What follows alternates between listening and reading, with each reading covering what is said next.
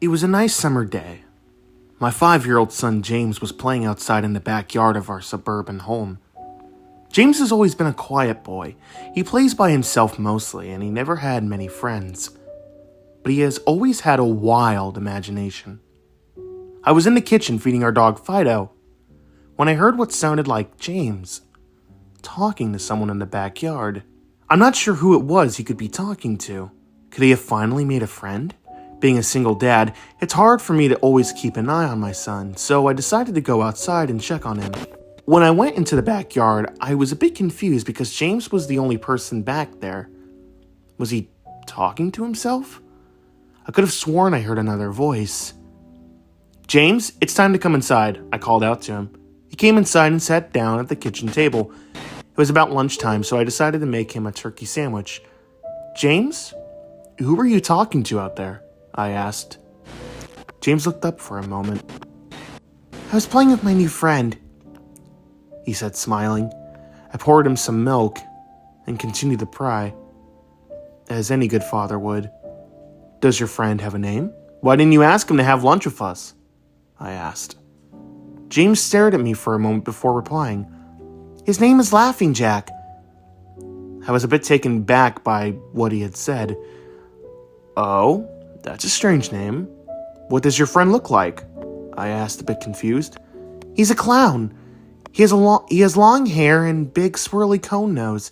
He's got long arms and baggy pants with stripy socks, and he always smiles." I realized my son was talking about an imaginary friend. I suppose it's normal for a kid his age to have imaginary friends, especially when he has no real kids to play with. It's probably just a phase.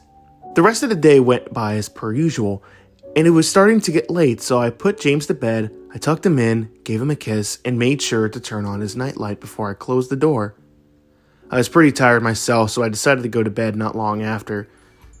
But I had an awful nightmare. It was dark. I was in some kind of rundown amusement park, and I was scared, running through an endless field of empty tents, broken down rides, and abandoned game huts. The whole place had a horrible look to it. Everything was black and white, and the prized stuffed animals all hung from nooses in the game huts. All with sick grins stitched on their faces. It felt like the whole park was looking at me, even though there wasn't another living thing in sight. And suddenly I began to hear music play. The sounds of Pop Goes the Weasel began to play on a squeeze box echoed through the park. It was hypnotizing. I followed its tune to the circus tent almost in a trance, unable to stop my legs from moving forward. It was pitch black, and the only light came from a single spotlight shining on the center of the big top. As I walked toward the light, the music slowed down. I found myself singing along, unable to stop. All along the mulberry bush, the monkey chased the weasel. The monkey, though, 'twas all in fun. The music stopped right before its climax. And suddenly the lights shot on. The intensity of the lights was practically blinding. All I could see was a small dark silhouette shuffle towards me. Then another one appeared, and another, and another. There were dozens of them, all coming toward me. I couldn't move. My legs were frozen. All I could do was watch as the haunting figures drew nearer. As they got closer, I could see they were children. As I looked at each one, I noticed they were all horribly disfigured and mutilated. Some had cuts all over their body. Others were severely burnt, and others were missing limbs, even eyes. The children enveloped me, clawing at my flesh, dragging me to the ground, and tearing inside me. As the children tore me apart, I faded away. All I could hear was laughter. Horrible, awful, evil laughter. I woke up the next morning in a cold sweat. After taking a few deep breaths, I looked over and saw that a few of James' action figures were positioned facing me on top of my nightstand. I sighed. James had probably woken up early and put these here. I gathered up the toys and made my way to James' room. However, when I opened the door, James was sound asleep. I shrugged and placed the toys back into his toy box and headed out to the living room. A little while later, James woke up and I made him breakfast. He was quiet and seemed a bit groggy. Perhaps he didn't sleep well either. I decided to ask him about the toys. James, did you put the toys in Daddy's room? His eyes shot up at me for a moment and then quickly glanced back down at his cereal. Laughing Jack did it. I rolled my eyes and responded, Well, you tell Laughing Jack to keep the toys in your room. James nodded and finished up his breakfast, then decided to go play out in the backyard. I went to relax in the living room and I must have dozed off because I woke up a couple of hours later. Shit! Oh, I need to check on James. I was a bit worried. It had been over 2 hours and I hadn't checked on him. I went and stepped out into the backyard, but James wasn't there anymore. I was getting nervous, so I called him out. James? James, where are you? Just then I heard a giggle come from the front yard. I rushed through the gate, around to the front of the house. James was sitting on the sidewalk. I breathed a sigh of relief and walked over to him. James, how many times have I told you to stay in the backyard? James, what are you eating? James looked up at me, then reached into his pocket and pulled out a handful of hard candies in all colors. This made me nervous. James, who gave you that candy? James just stared at me, not speaking. James, please tell Daddy where you got the candy. James hung his head down and said, Laughing Jack gave it to me. My heart sank. I kneeled down to look at him in the eye. James, I've had enough of this damn Laughing Jack. He is not real. Now, this is a very, very serious situation, and I need to know, who gave you the candy? I could see my son's eyes tear up. But Dad, Laughing Jack did give me the candy. I closed my eyes and took a deep breath. James has never lied to me, but what he's telling me is impossible. I made him spit out the candy and I threw the rest away. James appears to be fine. Maybe I'm just overreacting. After all, he could have gotten the candy from Tom and Linda from next door, or Mr. Walker from down the street. Either way, I'm going to have to keep a closer eye on James. That night, I put James to bed as usual and decided to go to bed early myself. Suddenly, I was woken up by a loud bang coming from the kitchen. I sprung out of bed and hurried down the stairs.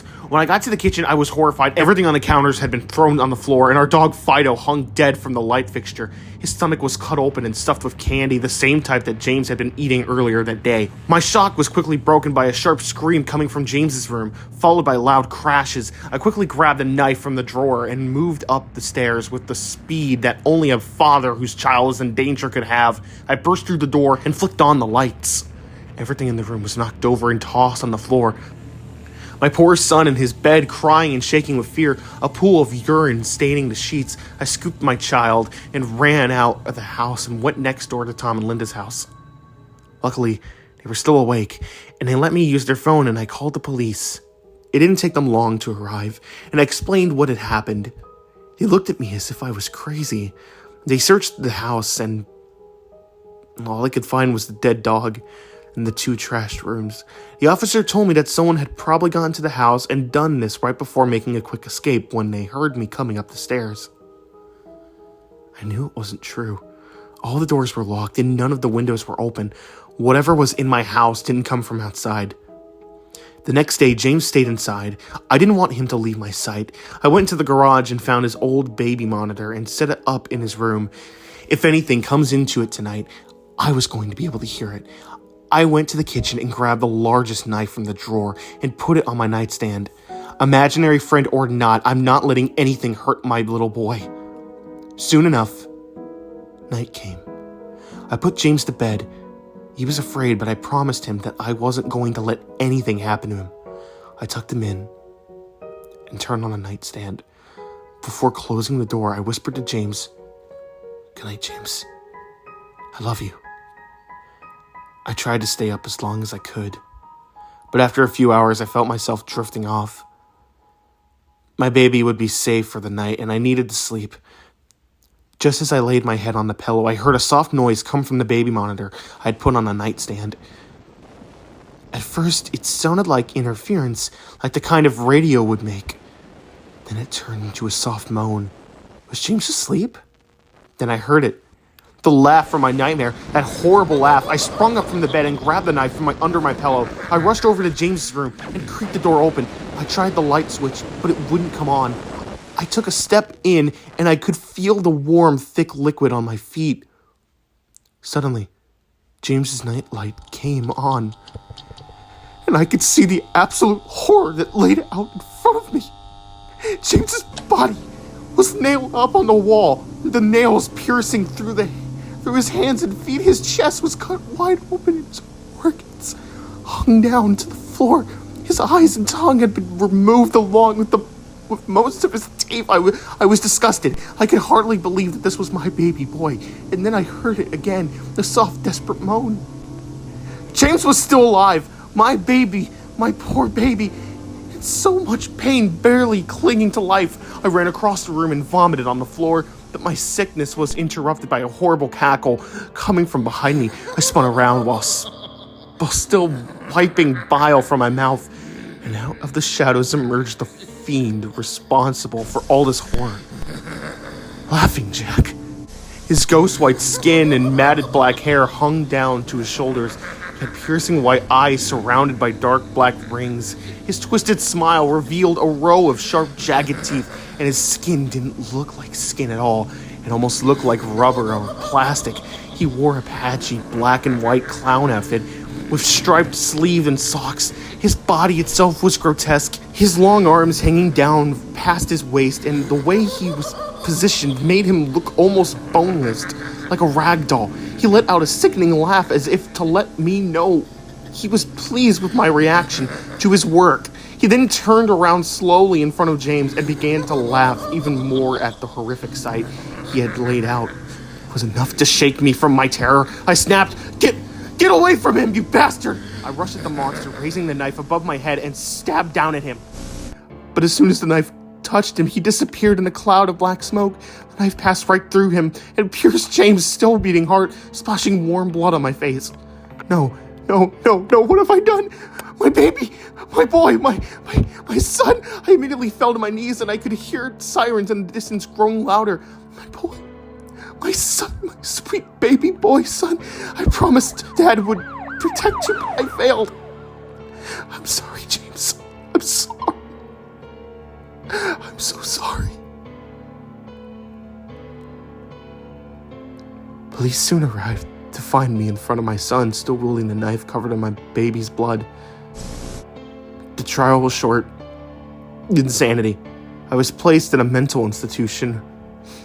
This is where I've been for the past 2 months. It's not so bad in here. The only reason I'm awake now is because someone is playing Pop Goes the Weasel outside my window. I'll talk to the doctors about it in the morning.